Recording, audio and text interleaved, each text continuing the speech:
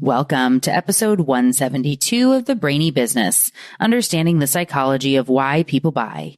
In today's episode, I'm excited to introduce you to Prince Ghuman, co-author of Blindsight. Ready? Let's get started. You are listening to the Brainy Business Podcast, where we dig into the psychology of why people buy and help you incorporate behavioral economics into your business, making it more brain-friendly. Now here's your host, Melina Palmer. Hello, everyone. My name is Melina Palmer, and I want to welcome you to the Brainy Business Podcast. Back on episode 160, I was joined by Dr. Matt Johnson to discuss his book, Blindsight, and the work he and his counterpart were doing at Pop Neuro.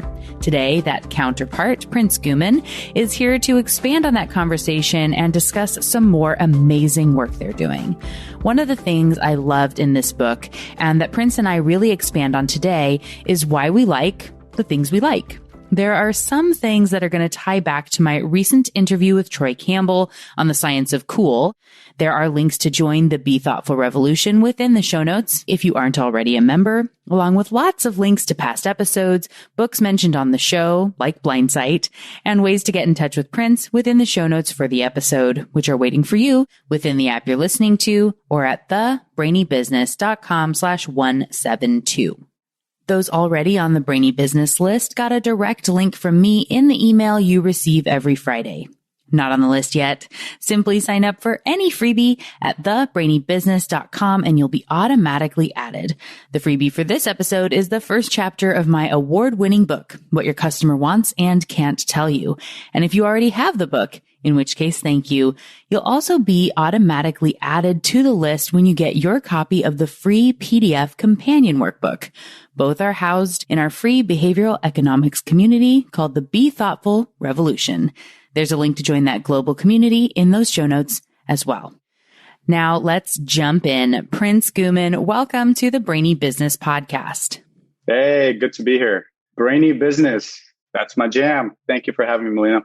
Absolutely. Yeah. I know it's so fun to talk about both marketing and brain science together. So I love that you have a similar love on the marketing side there. For those who are not familiar with you and your background, just tell us a little bit about who you are and how you got into this world of behavioral science and marketing.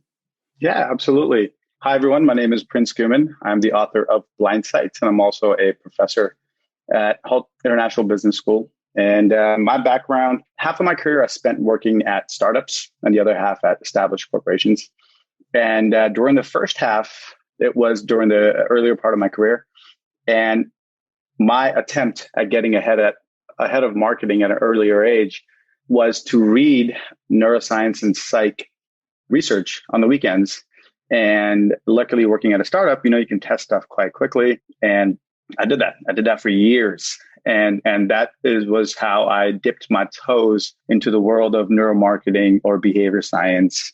And over the years, I had come up with my own little playbook that I had internalized for over 14 years. And I was able to apply that beyond startups at larger companies. And eventually, this business school in San Francisco got word on this sort of new way of marketing, the science-based marketing, and they asked me to teach a class. So sure, I'll teach a class, and I did, and it was fun. And then I went on about my life, working my way up to be the next Bill Gates or what have you. Those were the aspirations at that time. And a couple months later, they came back with a full-time job offer. And that totally threw me for a loop. Took a week off of work, meditated on it, and eventually decided, hey, life's too short to have one career, and pivoted over to the professor life. And that was roughly 5 years ago. And what the professor life gave me was time to put together a curriculum, time to put together a playbook, lecture by lecture, of what I'd been doing over the last 14-ish years. And that turned into a class on neuromarketing and turned into a book deal. And that's where Blindsight came from. Met Matt Johnson, my co-author, and he was the neuroscientist. So while I was just using the topical results of the research that neuroscientists like him do, he understood the research piece much deeper, and I understood the tactics piece much deeper, because as a marketer, I was always driven by, hey, what's the takeaway here so I can test it, right? So together, we've been working together for a long time, and now we both are founders of Pop Neuro, where we teach marketers, marketing leaders, and a lot of times product and CEOs how to apply neuroscience to marketing ethically. I love it. And such an interesting, like you said, that you weren't seeking out teaching, it found you, which is fun, where so many people that are professors had a very dedicated plan to get there. So I love all of that. When you talk about the playbook that you made and some of, how you talk about this, can you give some background into, obviously we're not giving away all of what's there, and I'm sure a lot of that's in the book, but what are the types of questions that are answered by your playbook, or some key insights or things that you have as tips for marketers looking to get started in that space? Yeah, absolutely. So one of the things that is lacking in the marketing curriculum, whether it's out there in the real world or in undergraduate and even master's study program, is a heavier emphasis on neuroscience and psych. And so that is the underpinning of the playbook. And what is in some ways admirable and in some ways disappointing is what should be admired is UX professionals have used cognitive science really well, right? And think about in the last 10 years, right? The iPhone came out in 2007. There weren't too many, I don't think there were any actually UX undergraduate degrees, right? You had to go get an undergrad in cognitive science and then go get a grad degree or master's in design and stitch all that stuff together. They did cover a bit of that in the design programs, but that was it. And the playbook that we've created takes that beyond the world of user experience. So if we are marketers, we are fundamentally students of human behavior and human psychology. And that underpins everything we do as marketers. So the downside of that is just how little we know about that. Yeah, for sure. And I mean, really, when you talk about it now, I'm curious. I find, because similar background, when I had my undergraduate in marketing, and there was just like the tiniest little piece of one class in the one book that was the Spire psychology. Like, oh my gosh, this is amazing. And I want to go get a master's in this. And I spent 10 years calling schools that said that's not a thing. And so I was just sort of waiting. Isn't that crazy? Yeah. And then, it's wild. Yeah, found behavioral economics and jumped all in. That's usually the first hole, right? And then you realize that Daniel Kahneman, Thinking Fast and Slow, whatever your first drug was into behavioral economics, that hole goes a lot deeper. And that's one of the things we do is behavior sciences, consumer psych, neuromarketing. For the casual, curious person, they might sound like the same thing. So one of the things we do in the boot camp that we do is it's all about dividing neuromarketing in two branches. One of those is principles, and the other is hard science neuromarketing. And the second piece is all about imaging. How can we use neuroscientific imaging technologies to better understand and execute on marketing strategies? But most marketers are priced out of that. And Matt and I are working on changing that. But until we do that, the principles piece is foundational. Just because you can't afford neuroimaging for 100 people to understand insights does not mean that you can come up with better A/B tests on your own once you understand the principles. So that, goes back to what you were searching for. Even the principles piece is tough. Even finding, and you said you got a sliver of it, right? But imagine, what we do is pretty intense. We take everything out of Matt's PhD in neuroscience.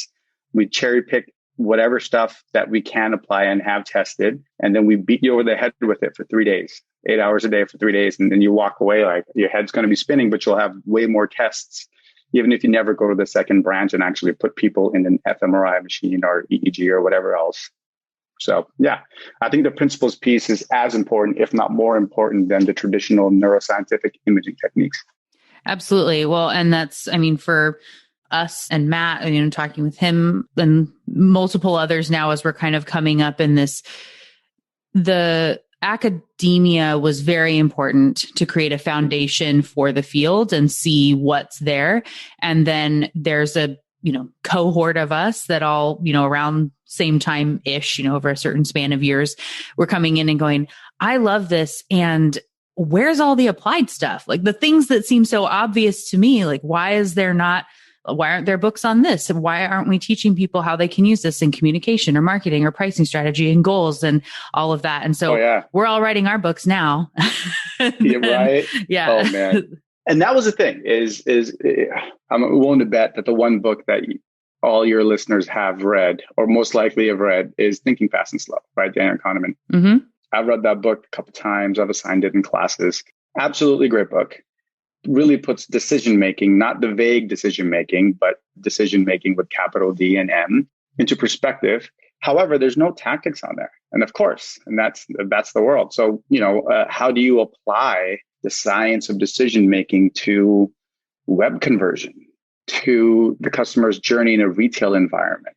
And how do you contextualize the customer's journey in the retail environment with the neuroscience of emotion, the neuroscience of relation, of identity? That's the kind of stuff that, again, research, we owe a lot to academics and researchers that we even know that, but in many ways, not their job to come up with the tactics, right? The job has to be a crossover thing. And that's the sort of toolkit that, that's my vision. My vision is to make, just like there's a UX person on every marketing team or product team, depending on organization, I would love for there to be one neuromarketing principles person on each marketing team, because I think at the end of the day, marketers want to create good marketing, good brand experiences. And I think consumers also want to be charmed by brands and products and experiences.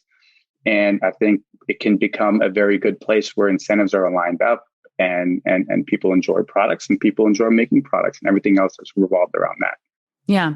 So I'm going to build on what you just said and ask a question. I'm curious kind of like philosophically where you would stand on this. So knowing we both come from marketing and then are, figuring out some of the behavioral science pieces, from what you were saying is there's the neuromarketing person within the marketing team, or would the vision be like taking a step back to say, there's the chief behavioral officer or nudge units and looking at having the entire organization be very much focused on behavioral science and whatever tactic or name that you were to give it, to say like our brand is about this and we infiltrate it everywhere and marketing is one of many places there? Or would you say you like the idea of it living within a marketing department?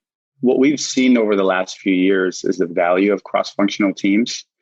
And that's really been a big piece of how startups have influenced corporate marketing, right?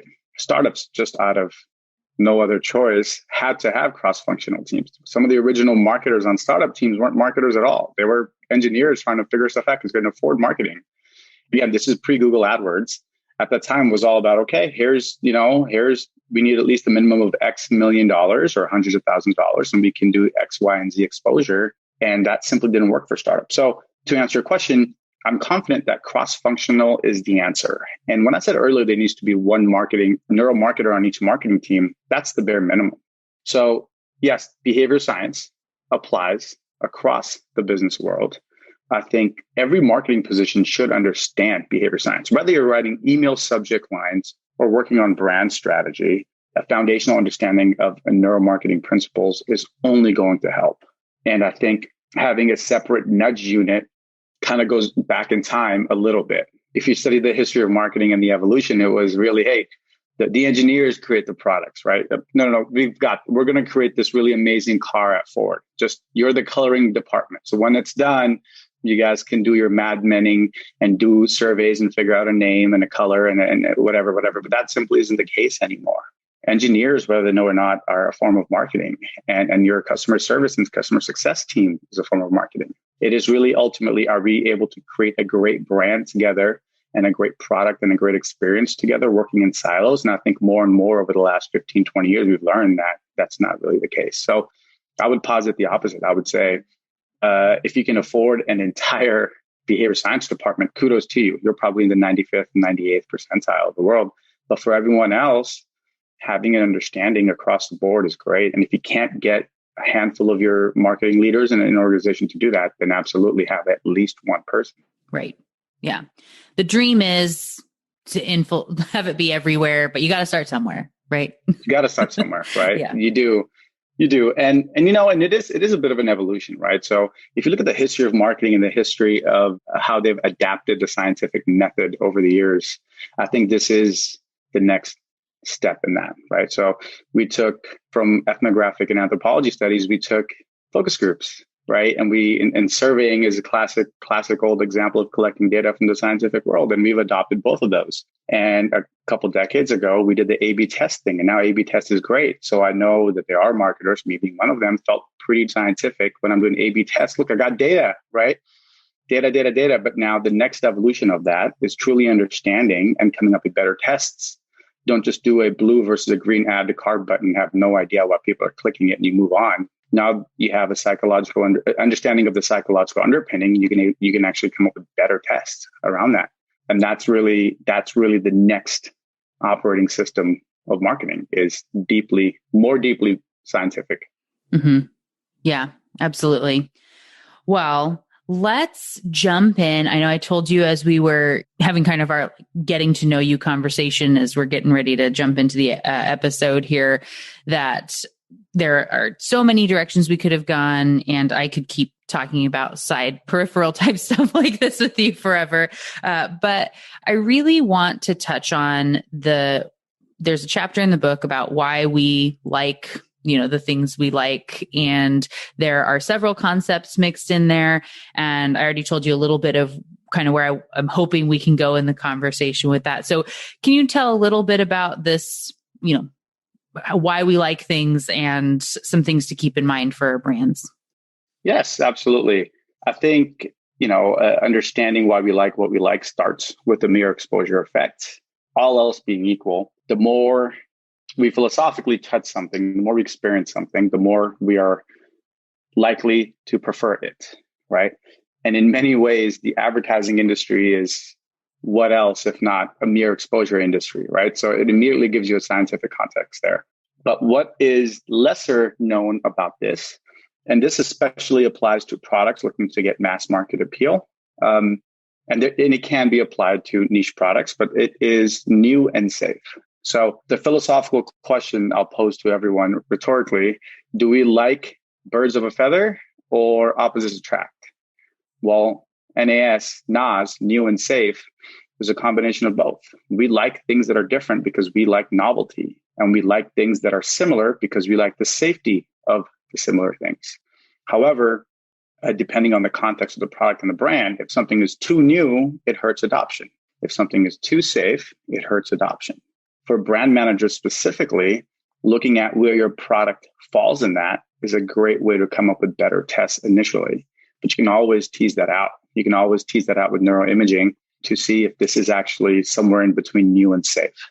And one of the classic faux pas that played out was for Spotify, where they were supposed to do a brand new music playlist, and the data scientist had an error in the code and ended up jumbling in current songs in the person's collection along with new songs. And they found out that with the mistake, users are listening to the new music playlist a lot more. So that's a fun way to think about, whether you're running a museum or you're running any event, placing something new, sandwiching it in between two familiar things helps bump up the likability of said thing, whether it's a piece of art or a song on the radio or on a playlist.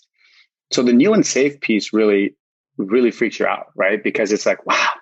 But we don't talk about this in the book, we talk about this in the boot camp, is the old book, Crossing the Chasm by Christensen.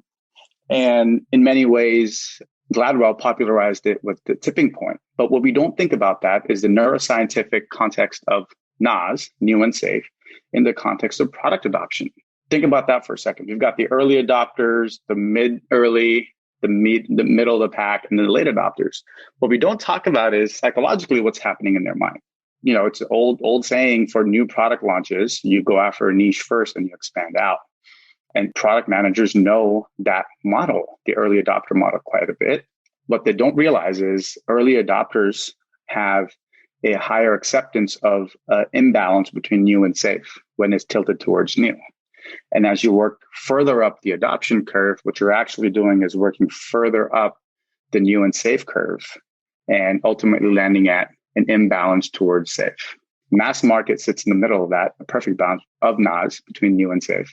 And early adopters are tilted towards new and late adopters are tilted towards safe.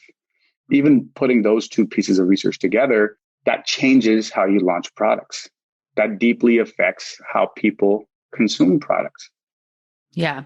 So when you're first launching, just to kind of boil down with what I'm hearing from what you're saying and having read the chapters, and that is, so at the beginning, when you're trying to get those early adopters, still having some familiarity, we need some context, the relativity, so we can have some value on something, but really, more in the new, exciting, you'll be the first world.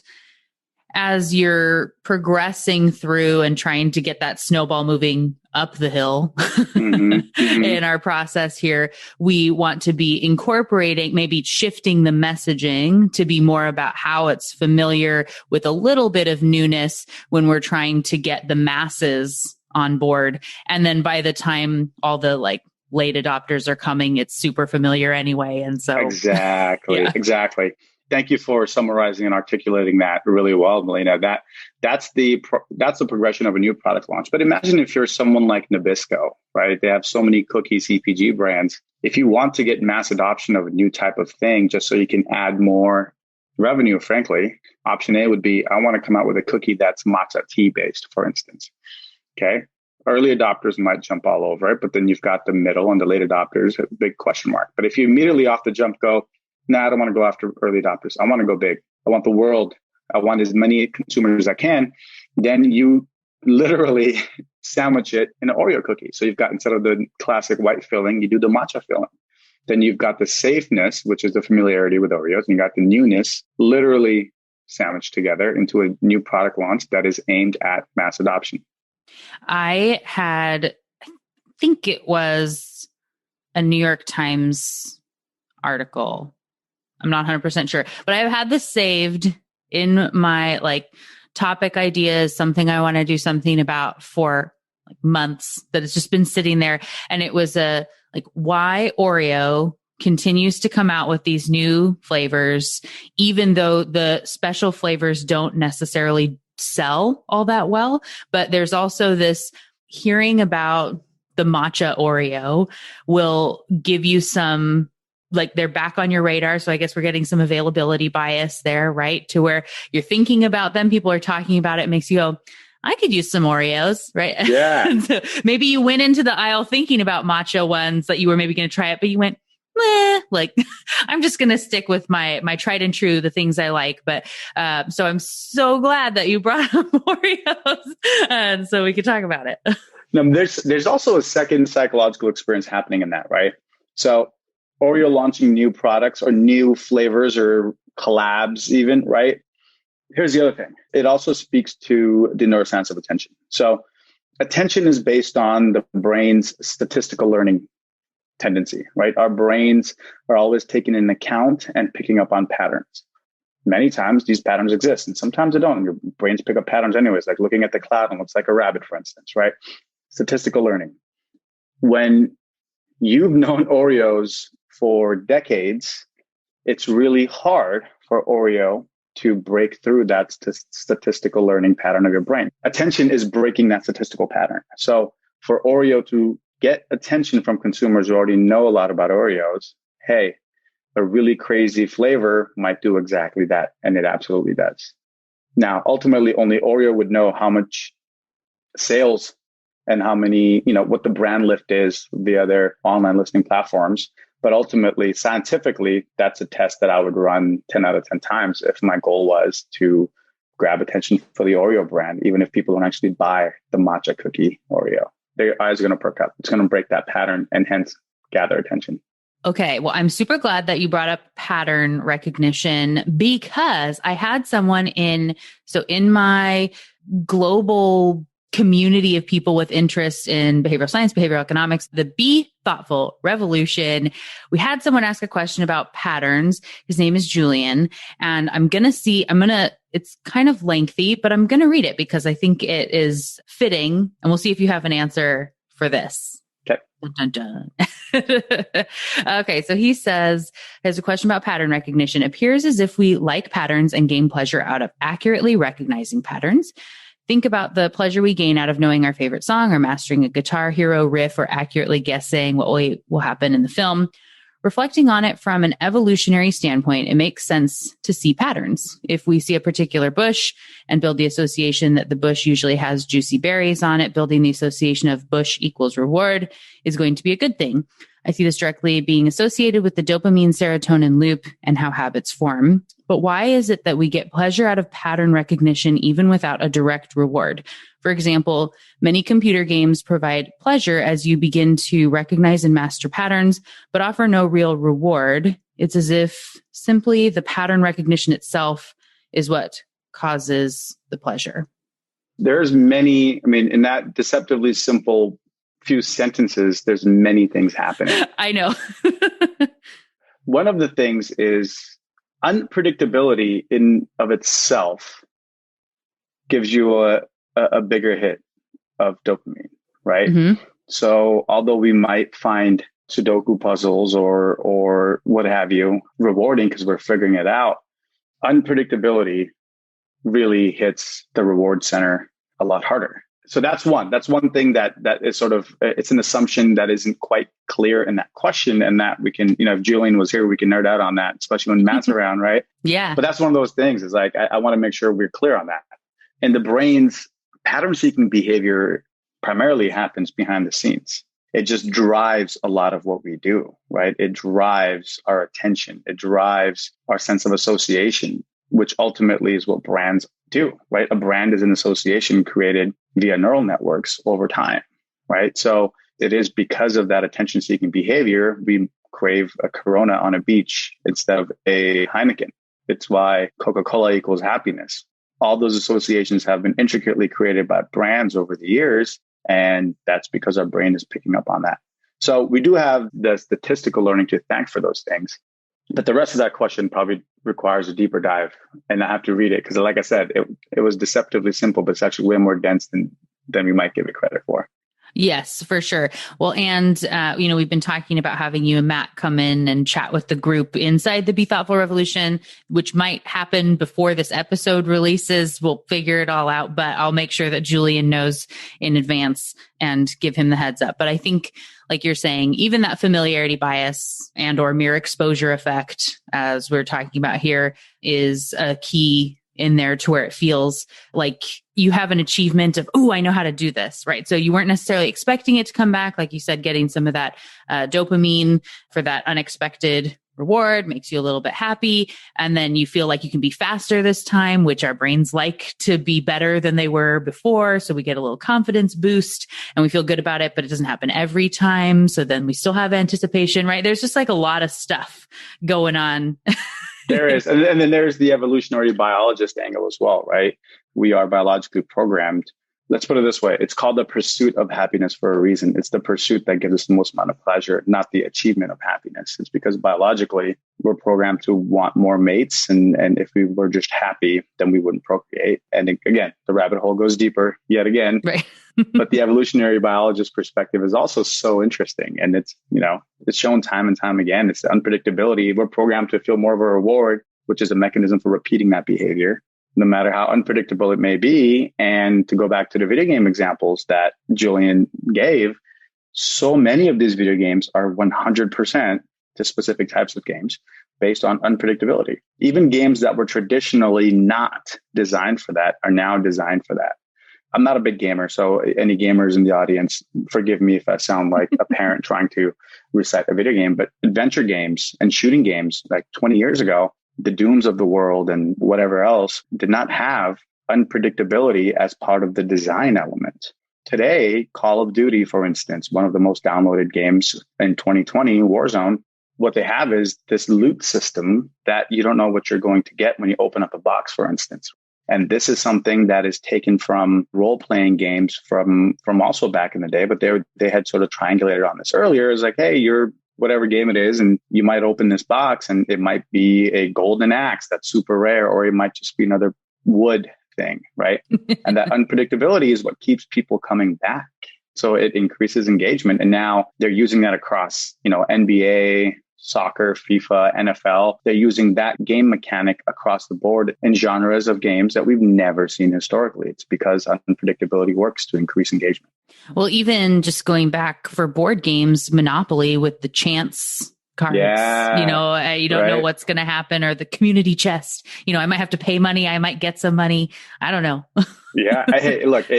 We can even pick something that's less obscure, right? We can pick whatever your favorite social media app is, Facebook, Instagram, TikTok. It is the unpredictability on what's going to come up in the feed next that keeps us from pulling away from it, right? Pinterest, same thing. And we'd be silly to think that that's not designed. But again, they've A/B tested their way to understanding that some of us are old enough to know that Facebook was chronological. Some of us are old enough to know that Facebook existed before there was a timeline, let alone IG and all the other things. And absolutely, you can't even sort your Facebook stream on your mobile phone by chronological order. Good luck. Can't do it. Right. Yeah. And even if you scroll, you can right now, if you're listening, you can pause the podcast and open up your Facebook or IG app, scroll down maybe 5 seconds, go back up, and it'll change the order of things that are there. Because if you can figure out what's going to come next, you are not going to be on the app that much. And that's the engagement piece. I'm using quotes, the engagement piece, right? Engagement 2.0 is only a couple steps away from compulsive behavior. And that's why, you've heard some of these apps come under fire for that. Yeah. Well, bringing it back to the new versus safe. So I remember when, like you said, when Facebook launched the timeline and people were livid, like it was, oh, yeah. I hate this. This is the worst thing ever. But they changed a lot when they came out with the timeline. That was a big difference, but it wasn't so much that you lost everything, and all the familiarity was gone. So to make it so that you would be okay with the newness, you needed some time to adapt. And like you said, they've made it where for a long time you could switch back and see, or, you could look at your timeline in chronological order, but it was still in the timeline format for people that didn't like that. So like you're saying, potentially going back to the, the early adopters, we're able to just be like, this is new and different. I'm so excited. I'm going to take whatever they recommended for me. Huzzah. Right. But the people that were maybe like not quite ready could revert back on their own if they wanted to not take the default option, feel like they have some control there. And then as it starts to phase out, then you just like forget. I'm sure there was a system of Facebook resetting you each time you came in to not be chronological, to get you more used to it, to where you eventually just sort of forget what's going on. And now we're just all used to it. When I did the episode on familiarity bias, saying like, even the things like today's new thing that you hate is replacing something that was new once that you hated then. Yeah. And you throw the generation in there. Exactly. Right. Like, oh no, the radio is evil. Rock and roll is evil. TV is evil. Video games are evil. Mobile phones are, like every generation has their new thing to dislike. Absolutely. Yeah. So if you were going to talk about anything else, if you think about from either something that's in the book that you don't get to talk about very much, or maybe things that didn't make the book, or some stuff you've been really excited about since the book came out, like this is your, man, I really jamming on this right now. What would you want to share? What's something interesting that you like to talk about? Yeah, I think here, let's start. I have one thing I'd like to share with the marketers in the audience, and one for the consumers who are not professional marketers. So we'll start with the consumers first. And again, I don't like the word consumers. It's kind of cold. We're humans. So really it's just humans who are not professional marketers. There's been a lot of talk recently about data science and it being used unethically. And inevitably you learn about data science and you realize, well, the reason why data science is so popular is because it can tell us a lot about behavior. It can help us predict behavior, and sometimes it can help us model behavior. And one of the things that I feel like does not get talked about enough, even with, the Great Hack and the social dilemma documentary, is there wasn't really a solution. It was, you ever hear the old thing, don't bring just a problem unless you have a solution. And I would like to pose a solution to that specific narrative that I think is going to get only more popular over the next few years. I think it's easy and it's perhaps correct to point a finger at a lot of these tech companies who are using data science to predict and model behavior. But one thing that does not get talked about enough is the role that users play in that. And it is not something that we really got to get into in the book. The book was written for consumers to just better understand themselves. It wasn't, there aren't heavy tactics in there because we didn't want to just speak to marketers. If anything, we wanted to speak to everyday people so that they better understand themselves. And this is one thing we didn't get to cover. As much as we want to point a finger at companies who are using digital products to model behavior, we also have to look at ourselves. These business models that are being criticized, rightfully as it may be, for exploiting, they exist because us as consumers, as users, as humans who use these products, we don't want to pay. So until we decide to kick our addiction to free, it's going to be really hard to kick our addiction to Instagram. So that's the one thing is think of it as organic food 20 years ago. It wasn't really a thing until not only did we ask for it, but we also decided to pay a premium for it. So it's a reflection on us as a culture who likes free. I'm sure you put out all this content. I mean, you're not charging a penny for your podcast and you're doing it for free. And as consumers, we can get entitled sometimes. And we've been entitled for so long that we finally realized, oh man, now we need to fix what we've done. We have a role to play in this. It's not until you actually say you're going to pay for Facebook or WhatsApp that it'll be free. And if you don't want to pay for Facebook or WhatsApp objectively, then that's the world you've created and you can't complain about it. They're not nonprofits. Right. So continue criticizing them. Absolutely. That's how we can change public policy, but we can't expect them to be nonprofits. We have to also play a role in that. So that's my first piece to consumers. The second piece to marketers is this. The neuroscience, the neuromarketing genie is out of the bottle. It has been for a little bit. However, it is still sitting inside the Fortune 500 consumer-facing companies. And one of the things that we are as marketers, like I said earlier, we are students of human behavior. So in many ways, we owe it to our profession to understand behavior better. And to take it one step further, we owe it to our profession to understand it better so we have a better relationship with our consumers. And we don't have that right now. Just imagine the dissonance that people have with companies that make products that we use every single day. And yet here we are criticizing them. That's because a lot of marketers stumbled across this behavior pattern and created a product around it without really understanding the psychological underpinnings until after they're already a multi-billion-dollar company. So my second call to action is for the marketers out there to understand neuroscience and psychology throughout the entire marketing process. So that way we can create better products. Let's be honest, that's what makes marketers proud of what they do. Better brands, better products, better experiences. And for consumers to also have a higher level of trust and also be more charmed and enchanted by the products and brands and experiences we create. And you can't do that unless you understand the neuroscience behind all of this. Right. Yeah, it's taking those things that the science didn't exist to when, Monopoly came out, right? To have this example of the chance card, to know why the chance card was such an important piece of the process of playing the game of Monopoly. But now that we understand what's going on in the brain and why that is useful, it's best to be thoughtful and have some awareness about these underlying principles and what's there as you're developing your products, your services, your brands, so that you can be in that ethical integrity as you're creating things, having that level of awareness while building something consumers want, all the balance there together. All the balance. Absolutely. The answer to bad marketing is no marketing. Matt and I say that all the time. It's better marketing, and neuroscience is this way to do it. Yeah. Yeah. Marketing, being marketers from the beginning, there are many fields where people say things are inherently bad, but like you said too, TV and whatever, all the new things when they were first new were bad or scary, but marketing helps this to get to where we have awareness of products and things that help us, and our whole lives are built around that convenience and things that we're able to do and achieve. So absolutely. Yeah. We have a responsibility as marketers to make sure we're doing this all ethically. And I like that you brought in that consumer piece too. So thank you for that.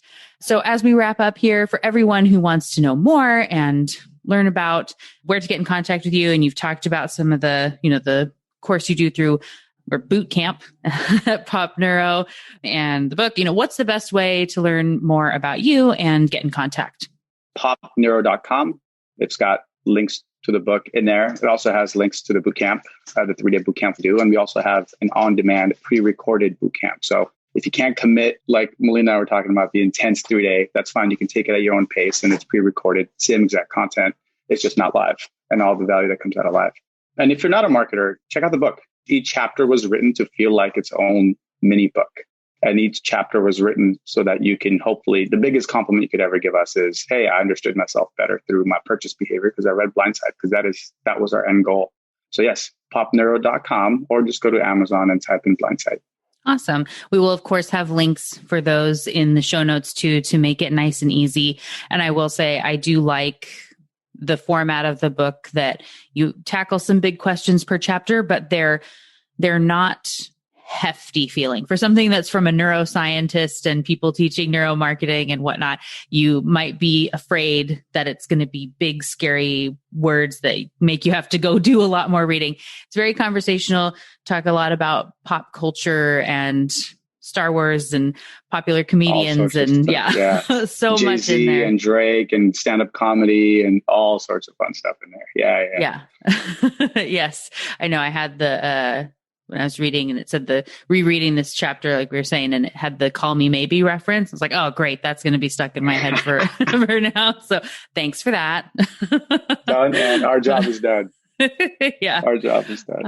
Awesome. Well, thank you again, Prince, for joining me on the show. It's been just so much fun chatting with you, and I'm sure everyone listening enjoyed it as well. So thanks so much. Of course. Thank you for having me. Take care, Melina.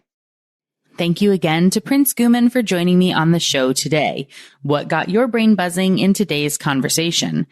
As I noted in the intro, I love this question about why we like what we like and the balance of new and safe. And that's really why it became the main focus of the episode. I talked about this a bit on the behavioral economics analysis of Disney episode, which is of course linked for you in the show notes, and how they've really mastered the art of nostalgia while keeping things fresh. We want to reminisce with our kids or grandkids, but there are still new things for us to experience as well. So it's this constant evolution that is rooted in something familiar. And wasn't it fun to have a question from a listener right here in the episode? Thank you again to Julian for asking that great question about pattern recognition within the Be Thoughtful revolution. And I'm so glad there was a guest who brought up a topic that would allow us to chat about it here on the show. If you have a question or are pondering something or just want a place to connect with others who are interested in behavioral economics from around the world, come join our free global community, the Be Thoughtful Revolution, right now. You might hear your name and question on an upcoming episode like Julian did, or maybe you can ask someone live in a conversation within the community. I've been talking with both Matt and Prince about having them come in together to do a Q&A with all you members of the group before 2021 comes to a close, fingers crossed. So join the group now so you can be in the know and make those conversations and the many others I know are going to be coming, as well as Q&As with me and great conversations throughout the months, which are themed. It's a lot of fun. I'm very excited to interact with you there in the Be Thoughtful Revolution. And as we close out the show, I want to thank everyone from around the world who's ordered my book, What Your Customer Wants and Can't Tell You, which I'm honored to say is now award-winning as a finalist in 2 categories of the International Book Awards. A special shout out to everyone who's been sharing about What Your Customer Wants on social media and writing those amazing 5-star reviews. If you haven't done so yet, would you do me a personal favor and leave a review of the book on Amazon, Goodreads, or wherever else you write reviews? More reviews make it more likely to have the book promoted by those site algorithms so others can find it and see that it's a fit for them. And for all the reasons, it would be so appreciated by me. Thank you in advance for taking the time. I hope you're loving the book, or perhaps hearing about the International Book Awards has put you over the edge and you're ordering your copy right now, in which case I can't wait to hear about your thoughts once you've had a chance to dig in. Come share it with me on all the socials. You can find me as The Brainy Biz or just Melina Palmer on LinkedIn. And one last reminder, if you haven't yet checked out that free PDF companion workbook, all 111 pages of it are waiting for you inside our free global community, the Be Thoughtful Revolution. Links for all are waiting for you in the show notes. And thank you again to Prince Ghuman for joining me on the show today. It was wonderful to chat with and learn from you. Next week on episode 173, Dr. Andy Luttrell is here for an enlightening conversation I know you're going to love. It's going to be a lot of fun. You won't want to miss it.